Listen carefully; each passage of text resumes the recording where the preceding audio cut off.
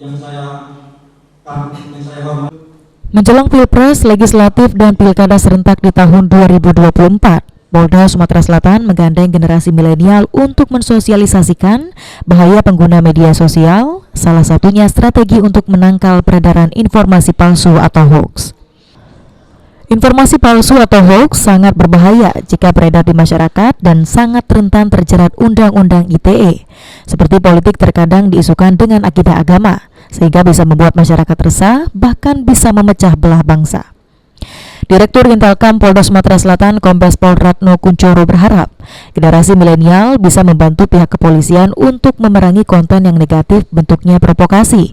Bagi pelaku akan dikenakan UU ITE sesuai prosedur peraturan yang berlaku. 2024 nanti kita ada pemilu presiden, pemilu legislatif, pilkada.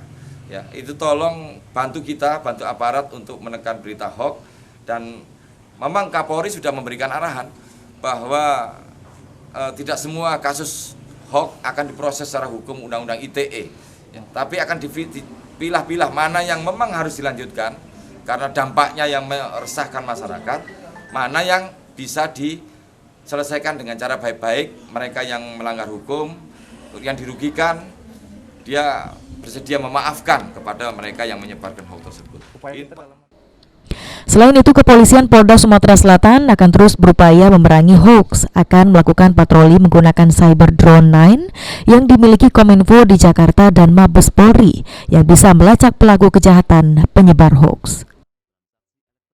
Upaya kita ada patroli, kita ada Cyber Drone 9 yang dimiliki oleh Kominfo di Jakarta, dengan filtering yang mereka miliki, dengan alat yang kita miliki di Intel Mabes, dengan Bareskrim Mabes Polri, dan semuanya dengan di era digital ini sepertinya tidak sulit untuk menemukan pelaku kejahatan di dunia maya. Abidin Riwanto, PAL TV.